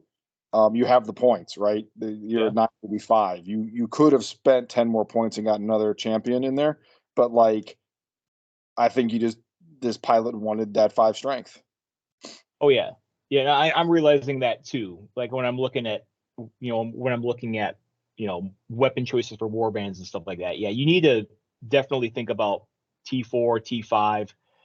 Make sure you have not all can openers necessarily, but have some number of can openers in your warband. So this way, he's got 2 Chosen and he's got the Lord, so he can put one of those in each of his deployment groups. Yep. So he'll always have something somewhere that if you're facing toughness 3, it doesn't matter. Everything can wound on 3s. But if that toughness 4 does come, then I think having something pretty much everywhere on the board that you can hit that with might be useful. Yeah, for example, I don't want to bring my toughness 4 chaff anywhere near a Chaos Lord. It's not the 1.0 Chaos Lord, which was 5.5/3.5. It got significantly nerfed, but a 2-inch range 4.5/2.5 is gonna do some damage if it gets anywhere near your 4 toughness chaff. And then I don't know, do you sit on objectives and counter people to death with your rune shields? Maybe that's what you do. They're certainly going to be hard to shift. I mean, even with their basic stat line, you just use a double on them, get an extra attack, and suddenly they're swinging back with 4 attack, strength 4/2/4. So it's not terrible. No. I think what this has going for it is that every single one of these guys can knock over a skeleton. That's a very good point. And if you can do that, then you're almost halfway there. You just have to make sure that you can kill more skeletons than there are coming up against you. It is the goal. Now, again, I'm just going to throw out there, if you had pack tactics, start to take out, you ignore that 6 toughness, start taking bites out of that 15 wounds. But yeah, you're right. It's you have a deployment group of a couple of Chaos Warriors, and it's how many skeletons does it reasonably take to reasonably contest an objective with 2 Chaos Warriors on it? Probably a lot, I would think. 3, 4, maybe. Yeah. So then your activation advantage is starting to be whittled down a lot, right? Because it's I have twice as many fighters, but I need twice as many fighters to go toe to toe. Yeah, it's a really interesting list.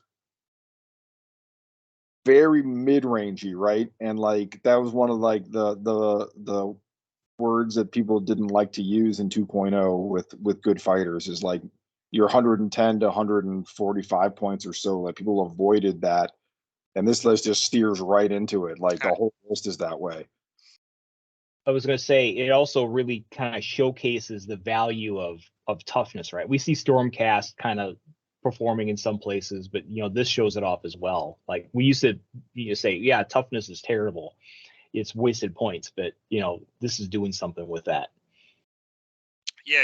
I mean, I think one of the reasons why people didn't necessarily like mid-range fighters, especially at the beginning of this edition, was because the Chimera could eat one in one shot, and it's basically wasted points. But when you only have one Chimera in the entire field of 55 players, then suddenly it's not so bad. Sure, it's not fantastic given the missions that you play, but you know what? If you are a Chaos player or a Stormcast player, or I don't know, a Slanesh Cyberite player, for example, yeah, you can bring one of these lists and you can go 3-1, as Baptiste showed.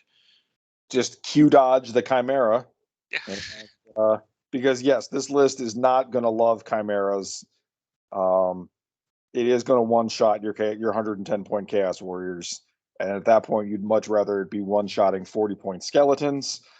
But if you're fighting skeletons, you know, it's that rock, paper, scissors, right? Like, let the skeletons fight the Chimeras, I'll fight the skeletons. You'd probably be onto something with this. It's almost a gentleman's agreement there that everybody except Alan is chosen to follow.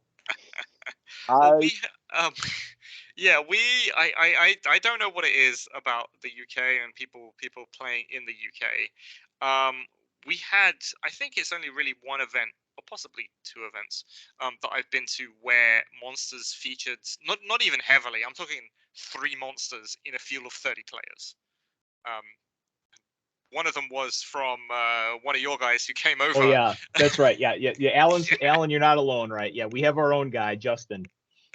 It would have, if I was going to this event, or really any really big event in the near future, I would not be able to register that Plague Bearer Chimera list fast enough. Like, it's just like, get it in there. Like, if I was looking to do nothing but win a tournament like that, that's a list I would play. I'm really surprised we didn't see more, or even other monsters. I think Terrorgeist are good.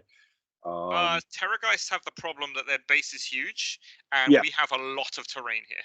Oh yeah, you can. Yeah, the Chimera, you have a little more leeway with the oval. Yeah, this is true. I think the Cygor is probably like playable in the right list. Especially if you're planning on fighting. If you see lists like this, like, I'd bring a Cygor. Like, I'd throw rocks at a Chaos Warrior all day. Yeah, I'm surprised you didn't see many monsters, but in a field without a lot of monsters, this list is really interesting to try out. It would look really good on the table too. Like, the new Chaos Warrior sculpts are super good. Oh yeah. So yeah, this would be a cool looking list on the table. In the interest of time, I'm going to skip the rest of the top 16, but if you wait till the end of the video, then I'll have them all there as well, so you can go through them then. Oh, this one's a trip too. Hold on, we got to stop and talk about this one here. Hey, Warren, real quick, I'm going to have to go soon and feed the kids dinner. So I'll probably tap out for the back half or the end of the video. That's perfectly fine. Let's talk about this one here real quick if you got time. Okay, well, we have to stop and talk about this one. So this is someone who made Daughters of Cain work. Cain with a little help from an Arcanaut or two. Yes. Just a couple.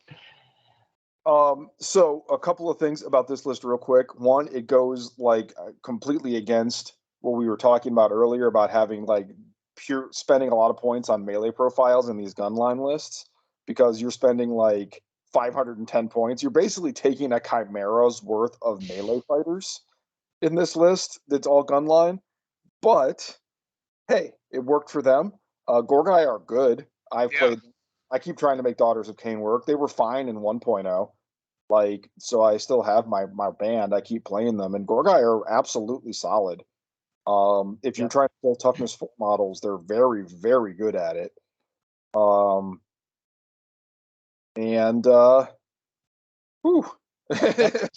there's more to Daughters of Cain than just the Blood Rack. Yes, although the Blood Rack is really, really good. But you don't want a Blood Rack in this list because you don't want to use its netting ability. You want to pour all your dice into your shooting. So you might as well take Gorgais and just like go ahead and charge my Arcanauts. Like, my 6/4/2/4 model is sitting here waiting for you. I think with the Gore guy, it's a similar thing that we were talking about with the Chaos Warriors. They mince through chaff models. Yes. This is going to kill 2 skeletons a turn every turn. Exactly. If it's within range of more than one guy, it's going to kill them. So I think it's a really smart choice to combo them with the Arcanauts, simply because it gives that ability to kind of reach out. They've got 2-inch range, so reach out 9 inches and clear off an entire objective by itself. And it's also worth noting that they can sit back 2 inches away and poke, and keep shooting lanes open for your Arcanauts too, which is good. I like that as well, because the worst thing you can do is like have really juicy shooting targets that are like tied up in melee, and you're like, I really wish I could shoot those guys, but I'm too far away to shoot into melee. So your gore guys can kind of dance around and pick their targets a little bit.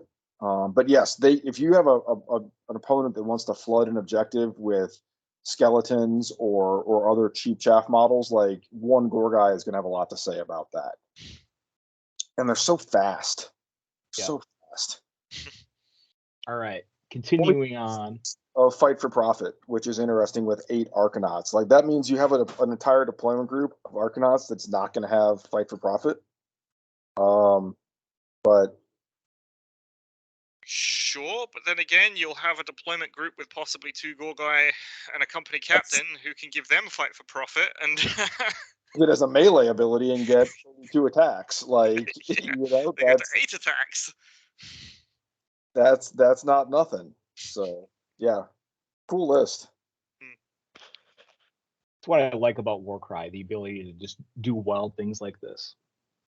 There's your King Morlack. Yep. Site. So good, the Sons of Elmorn. Yeah. Great. Down to 9 models with some of the other big guys, but well, if you're gonna fit Sir Jedward Falseborn / the King Morlock Velmorn combo, yeah, that's 310 points. Like that does take up some points, but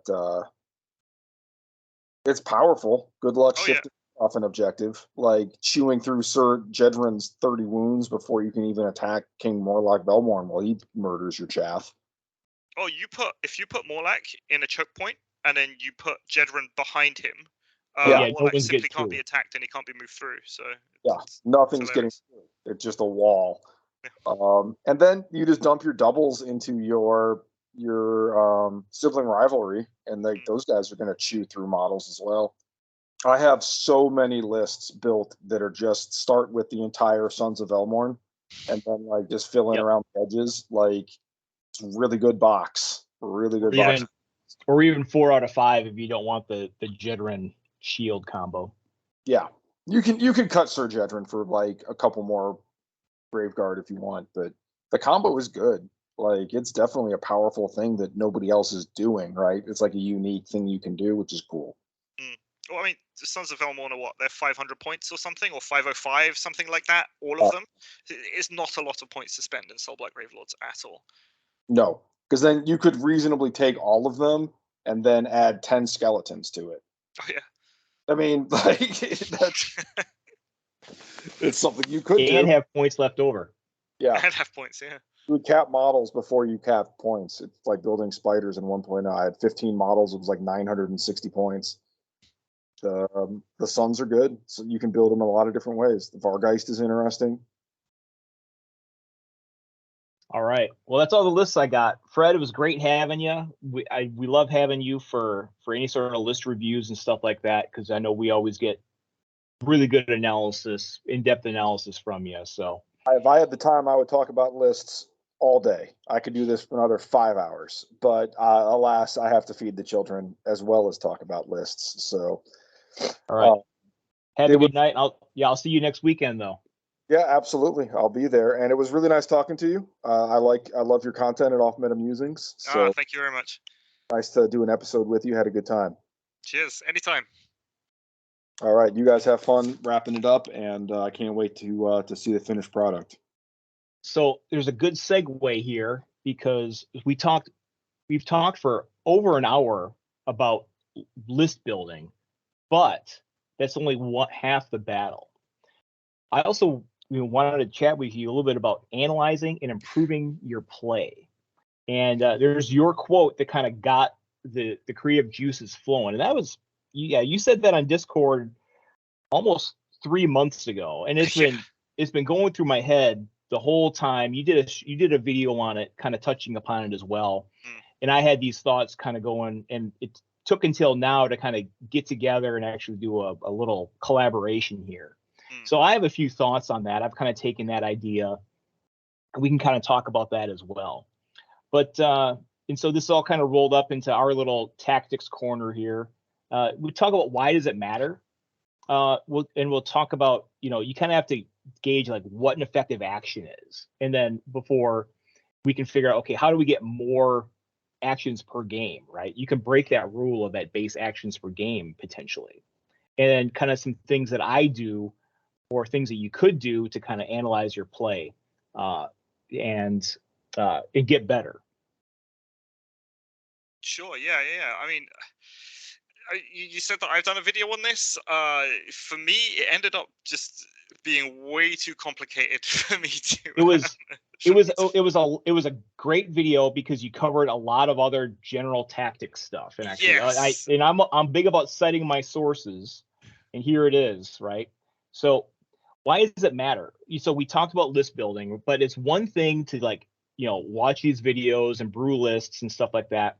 You actually have to play the list. And, good players, the folks that are always at the top of the standings, oftentimes are the most experienced Warcry players. They can go travel to a tournament, and they just have so many more games under their belt that no matter what they're playing, they're going to do well. Yeah, you kind of have to get the reps in. So, and there's not a lot of tactics videos. Salty did this tactics video a couple of years ago. It's the title that is Help. Why aren't I winning my games? You can go find that on YouTube, which is a great start. He covers some tactics there for an hour, and then you just did one fairly recently. It was kind of touching upon this idea of the eight actions per game, how to play more efficiently. But you covered a lot of other good topics too, like paying attention to what are your chances of rolling a double or a triple or a full house or that sort of thing. And those are all good things that to know. Yeah, I mean, in my one, I kind of wanted to go over just things that you should be thinking about before your turn, even like when you're playing your game, you're playing throughout the turn, you see what your opponent does, and you try and either react to that, or you play proactively, or you do whatever it is you're going to do. But there are things that what I think what really makes or breaks a game is almost before the turn starts. And in what I was talking about here was more, okay, how am I going to plan out my turns and plan out my games so that I can get the best use out of the little time that my fighters are going to be on the field? Mm-hmm. So yeah, it goes back to my original idea that this kind of comes from Kill Team. I used to play a bunch of Kill Team before I started playing Warcry. That if you have a fighter and it's going to be on the field for 4 turns, and not all fighters are going to be on the field for 4 turns because some of them might not come on until the 2nd turn or 3rd turn. They only have a certain amount of actions that they can make, and they only have a certain amount of activations that they can do.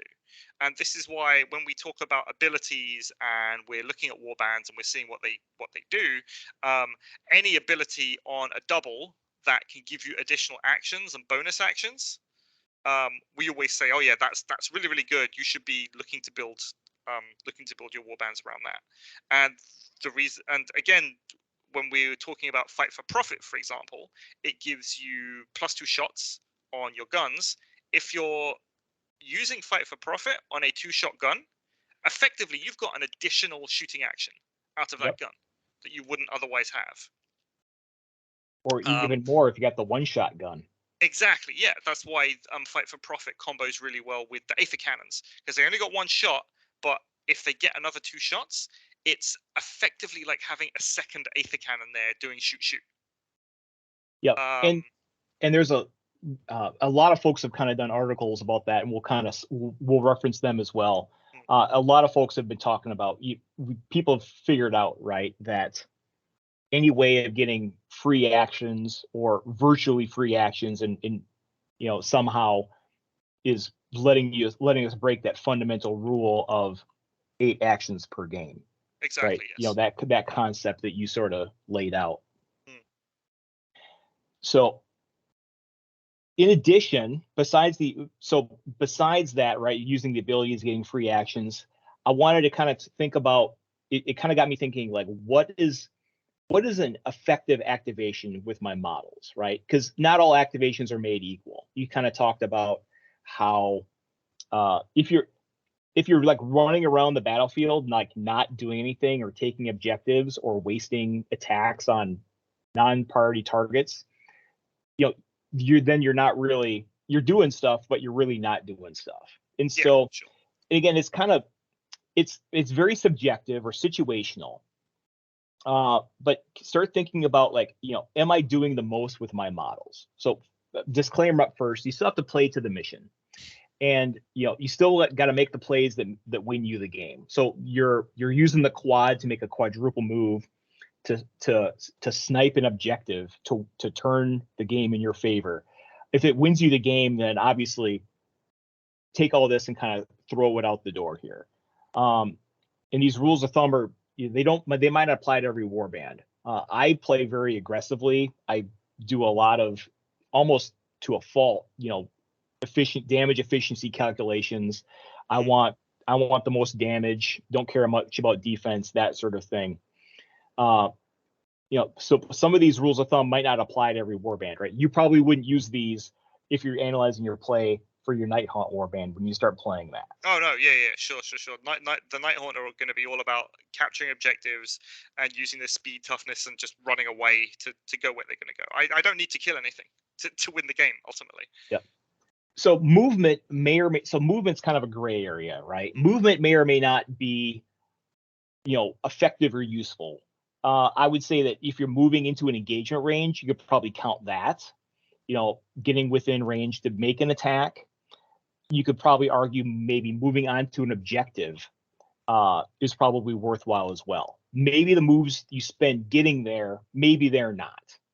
So if you're saying, or out of my 8 for a given model, are the 8 actions he gets in a game, maybe he's getting like 6 good actions a turn, because maybe the first couple are spent getting into position to actually do stuff. Well, I think so. Where this whole idea came from, for me anyway, was I like to call it the Varangard trap. So the idea is you're paying a lot of points for a Varangard. It's 265 points normally for the one with blade, whichever one it is. 285. Yep.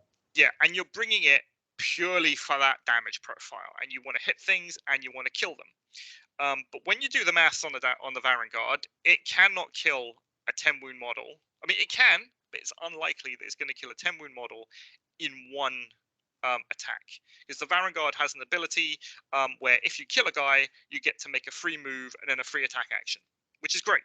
It's fantastic. But you kind of have to weigh up if your Varangard is going to be able to kill the guy. So what are you going to do? Are you just going to go, oh, I'm going to kill this guy, it's a chaff model, I'm going to kill him, then I'm going to use my ability, then I'm going to move and I'm going to do all this amazing stuff? Or do you guarantee the kill? And that's where I find a lot of new players struggle, is they see that massive damage profile and they think, I'm going to move into this 10 wound chaff model and I'm going to kill it. And then I'm going to use my ability and I'm going to do this, that, and the other. Where most of the time, it's you're basically wasting the damage potential of your Varangard, because you're going to run into that chaff model and statistically you're not going to kill it. So then you need to spend another turn in combat with that model and then massively overkill it on the next turn, and then you get a move or you get an attack, unless you roll a quad, in which case you can rampage away. And that's really where this idea came from. Yeah, so that kind of gets to the combat part of it as well. So Yes. Making an attack with a chance to do, well, we'll call it significant damage. Because again, this can be subjective. So in your example, right, we can apply examples to a lot of these. You move an attack and you just do a basic attack, no onslaught, nothing, right? Because you want to save that triple for the, you want to gamble and save for the big triple, if in case you hit it. So by two-shotting a chaff model, you might not be doing significant damage, right? So you're effectively wasting an attack action. Yes. Yeah. So yeah, that's a good point. You might argue again. Oh yeah, a Varangard versus, again, it's all situational. Varangard versus a chaff model. Varangard versus anything big. I mean, you're still, chunking away at it. You're locking up their model, that sort of thing. So you might count all of those attacks. Sure. I mean, the Varangard, ultimately, you're taking him to do damage, and you're taking him to kill things. So you're going to shoot it at your opponent's biggest thing, and you want to knock it down, ultimately, because it's your big threat that you say, look at me, I'm a Varangard, you have to deal with me now. But, that really pans out during a game, and especially we play on the Rumble Pack, so you have larger warbands, this kind of thing. So, yeah, it's about not, if you're taking a fighter specifically to do damage, not wasting those attacks, because ultimately he's only going to be able to kill maximum if the stars aligned, 8 things in one game. Mm-hmm. So like by that same token, then, like, you could almost say anytime you make an attack and don't kill the guy, it wasn't really effective. You if you wanted to make, again, situational. Yes. I mean, it depends on what it is, right? So if you have a skeleton, you might just attack. You might just move and then attack just to tie the guy up. If you do damage, it's fine. If you don't do damage, it doesn't matter. But if you have an ogre, you want to be killing, and if you don't kill, suddenly it's not just that turn you've wasted. It's the next turn, half of the next turn you've wasted. That kind of gets to the second point here too. I talk about chaff attacks again. So chaff versus chaff, it's kind of a slap fight oftentimes. Yeah. No one's really getting anywhere. You may count that, you might not count that. It kind of depends. If you're just the example of your skeleton just like doesn't have anything else to do and just poking at a Varangard, not expecting to do anything, you have no plans to kill the Varangard, right? Your plan is just to tie up the Varangard. Then maybe you wouldn't count that, right? But it's a cheap model. You can afford to waste actions on it. Yeah. Wait actions, for example, just those are completely wasted as well. Wait actions. So, all right, I play a lot of hunters, right? So half of my game is forcing my opponent to waste actions effectively. So that's what their entire reaction is built around. Right. So you're not making effective actions. You would have low efficiency by this metric, but again, you're not playing by the same rules as everybody else. Exactly. But by doing that, you are wasting their actions and reducing their efficiency as well. So it's kind of like in the next slide, I talk about like a net, for example. Running a guy up and netting a guy, you're negatively affecting their game plan, which is also to take effective actions. Yes, because if the guy you net is a guy that needs to get in combat and needs to fight, and he's stuck there, it's a wasted turn entirely. Yep. So this is, again, things to think about, right? As you are playing the game, were my actions effective? I had one game where I had a 160-point Stormcast just sitting, babysitting an objective. He wasn't getting in, he wasn't fighting. And I was kind of bummed about it because like he's there to kill stuff with his profile, but I couldn't move him off the objective because otherwise someone else would have come in and stolen the objective.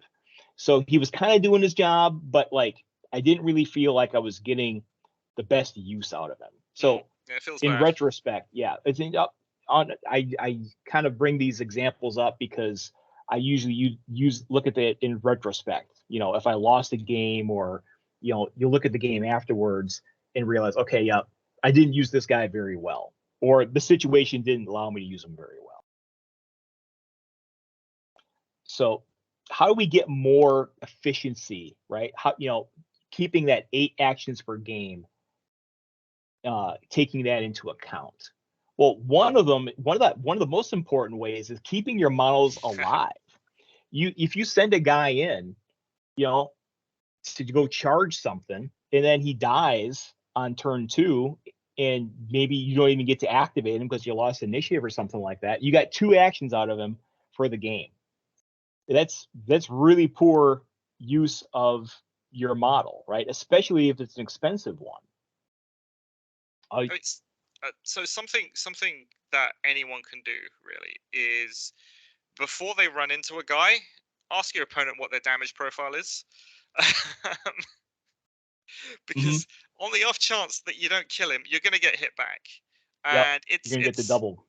Exactly. It's a toss up, really. It's, if you think that you can survive the attack from their character, then suddenly you feel a lot better about running your guy in and not killing the guy that you're that you're running into. Yep. And so that's one way. And then also think about another thing that comes up with Skaven, for example. I oftentimes don't have a high model count with Skaven. And so I'm playing very, very cagey with my chaff, trying to protect them, running away, because I want to save those activations first off, but then also, just helps again with the overall kind of efficiency of the warband. And I often, the way I play, I also usually am trying to murder my opponent's chaff, because I'm focusing on the activation advantage game. But again, it also kind of plays into this idea of efficiency. You're not getting the most use out of all your models or all of your potential actions across all your models, because again, I'm trying to burn down your model count early.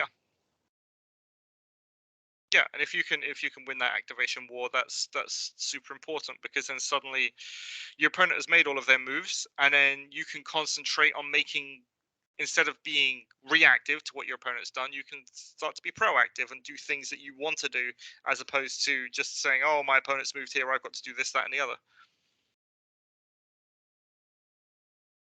And so the other way is to get extra actions or free actions. We can break the rules or bend the rules, and potentially you could get more than 8 good actions out of a fighter in a game, potentially, when you do things like charge, free moves like charge or the scent of blood, bonus attacks from like relentless killers, storm of blows. We talked about fight for profit. Yeah.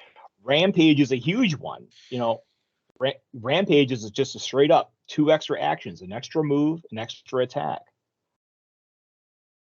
Crack the whip, given extra fight actions to my rat ogres, for example. Nets kind of do the same, kind of do the opposite. You can deny actions from an opponent potentially, so that force them to not be able to fight. Sure, yeah. I mean, I think with the abilities it gives extra actions, you kind of have to be mindful about when during your activation that you're using them. So if we take Rampage, for example, it's a move and then an attack. It's not an attack then a move. It's not either or, right? So you don't want to be in the position where you are rampaging first and you're already in combat and basically wasting one of your free actions. So you want to attack first, see if that kills, then rampage your attack, etc.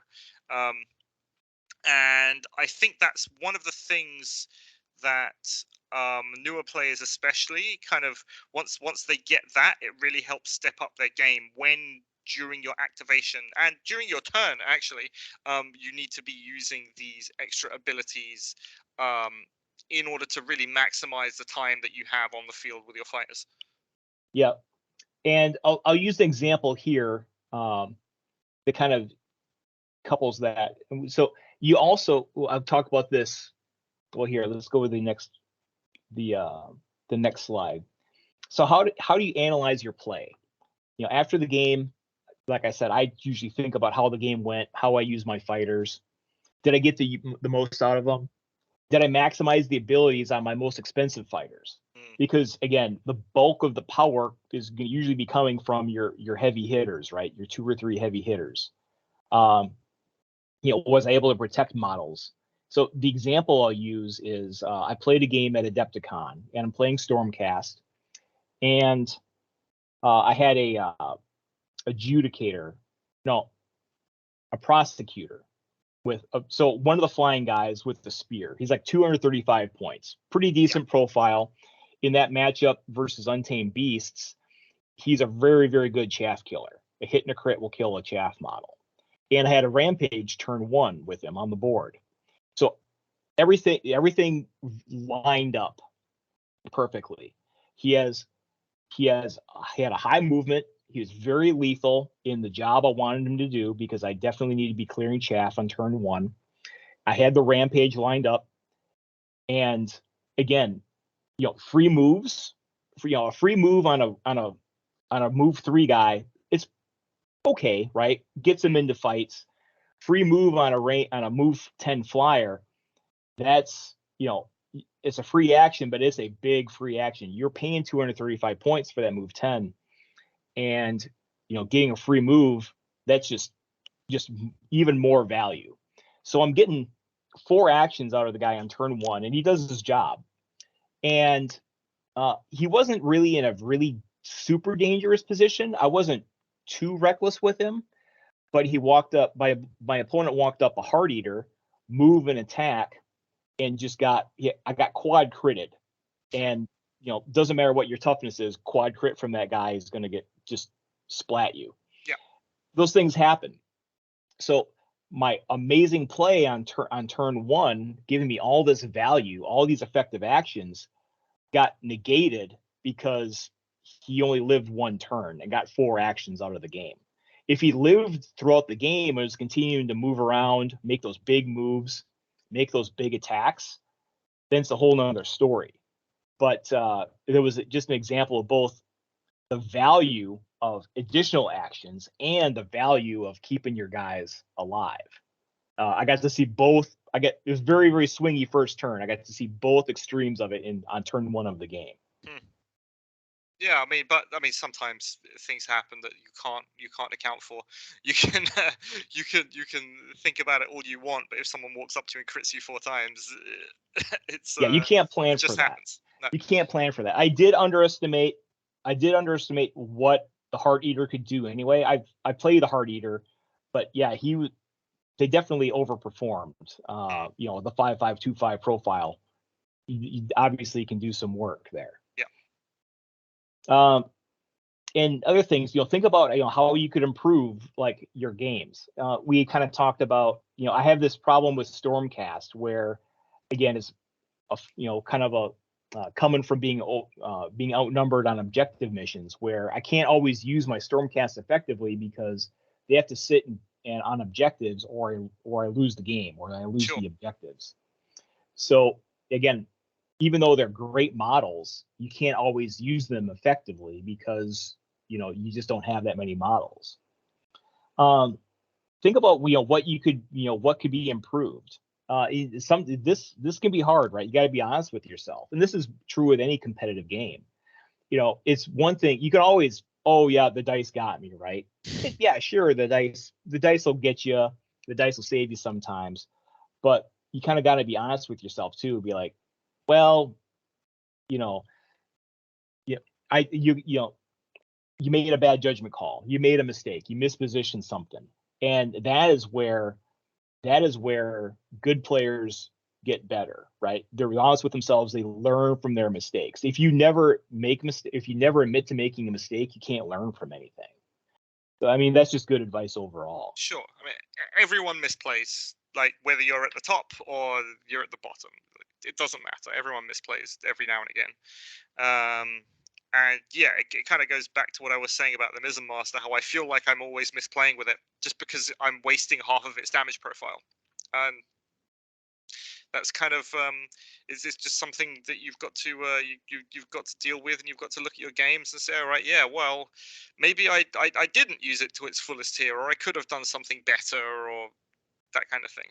And sometimes it's a case of switching up the way you play, making different moves, that kind of thing. And sometimes it's just going back to your list building and saying, okay, well, if I'm not using this effectively, is there something that I could take that might maybe do the job better for me? in the way Mhm. that I want to take it, and not the way I think it should be used.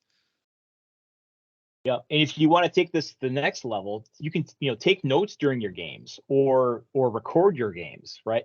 I see this, or I notice this when doing battle reports. I take notes for battle reports. We haven't done one on this channel in forever. They actually take a fair amount of time to move to transcribe from my notes into in the photographs into a report. But the way we would do it on this channel is we would just replay the game and just kind of like Monday morning quarterback it and just do a post game analysis and talk about our decisions we made and why not they might have been good decisions. So and I think it's a good learning experience to kind of do that. Salty Seas battle reports, even though they're quick and short, but I guarantee that in that process of him recording those things, he was learning more and probably getting more out of those like playtest games. Yeah, for sure. I think so. The way I learn a faction isn't just by jumping in, but the first game that I have is always a discussion with my opponent and going, okay, I'm gonna talk through this game and talk through what I'm going to do, and we almost both play the game kind of from one perspective. And say, okay, well, this is what I want to do with this move. This is what I think it's going to do. And then my opponent can say to me, yeah, that makes sense considering what I'm doing at this point in the in time. Or maybe this would be a better play. And just like get 2 or 3 different moves that I could do with my guys just out of talking with my opponent and going, okay, this is what we could do. These are the options. What's the best option in this scenario? And we can kind of come down to it that way. And then at least what you're doing is a good idea, as opposed to just it's almost like throwing darts at the wall and hoping one of them will stick. Oh yeah, I've had some amazing playtest games versus Justin. At Adepticon, went to Huzzah Hobbies, played against Javier and Jason. Some of the tabletop and beyond crew, and they were great games, just super in depth like chess matches, and we're talking through all the play and counterplay and going on, and it's just really great learning experience there. So if you want it, so I can't leave well enough alone, right? This is these sort of things. Hopefully you kind of get what we're talking about, and it'll make you better. I can't leave well enough alone and not try to quantify something, right? My brain is just wired that way. So if you want to go real crazy here, you could actually using that idea of 8 actions per game, you could figure out, okay, for this model, I made 6 good actions in the game, right? That model was 75% efficient. And you can also look at, for your entire warband, you can calculate the overall efficiency of your play across your warband by using a weighted average based on the points. So this kind of goes along the lines of, again, you want to make the most effective use out of your most impactful models. You can use a weighted average to do that. And again, this is, very, very rough idea, right? But I think it's interesting, right? You can't just focus on this value, on this metric by itself, but it's interesting to say, okay, based on, I recorded the whole game and I rewound it, I did pretty well here. I played the game at 75% efficiency, whereas if you had a game where your guys are just running around doing nothing, chasing guys, you'd be far less efficient, for example. So an interesting way to kind of put a number on this very, very abstract concept. Yeah, I took one look at this, remembered my university math days, and thought, not for me. But yeah, as an idea, it's interesting. I think if you're gonna play a game competitively, what you're ultimately doing is chasing for the perfect game. You want to make no mistakes. Absolutely.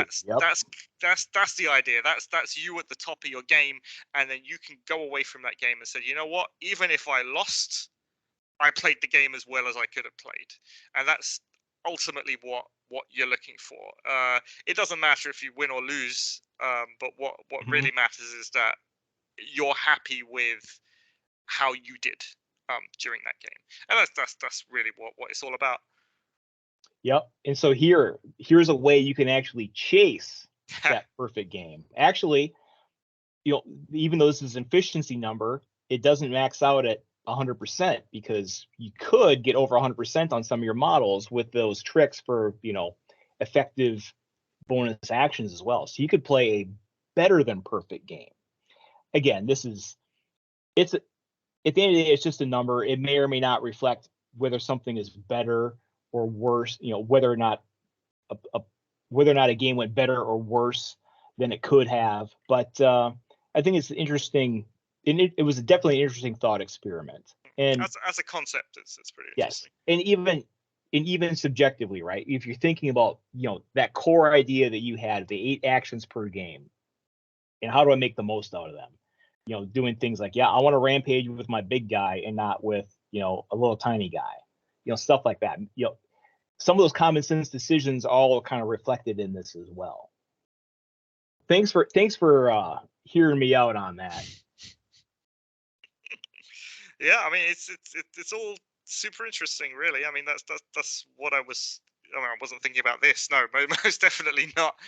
when I was musing on how to better use your fighters. But I think it's overall it's definitely an idea that people can run with. And you can kind of take it whichever way you want to. All right.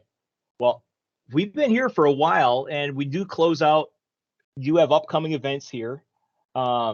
Just shout out for anyone locally who's listening. Our next meetup is going to be next Sunday, May 21st at Epic Loot. And this will be probably one more sort of tourney practice sort of day.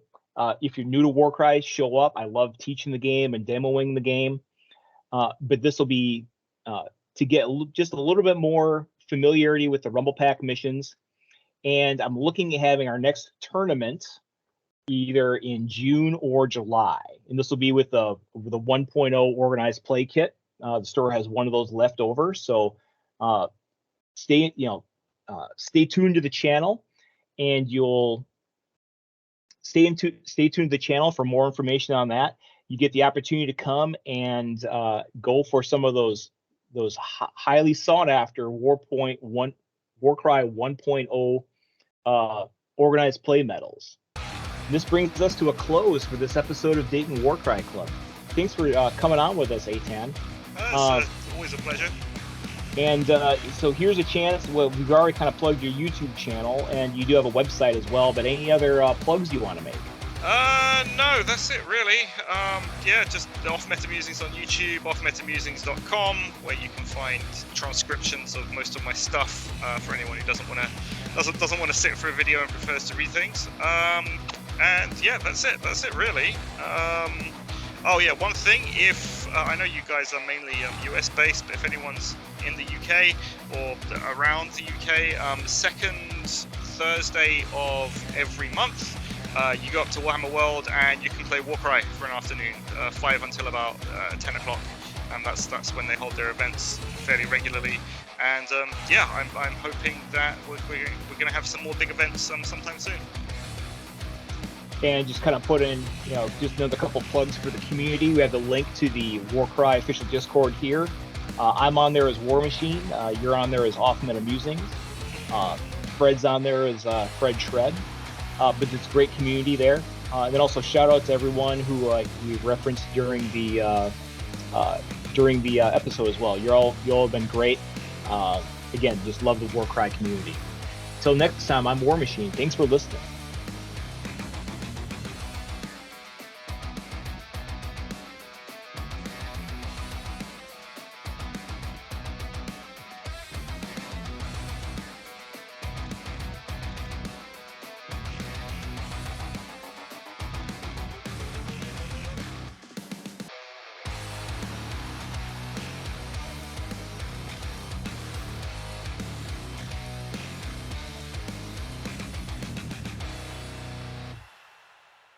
Royal Beast Player in there, and you pack tactics people into the dirt. Like there's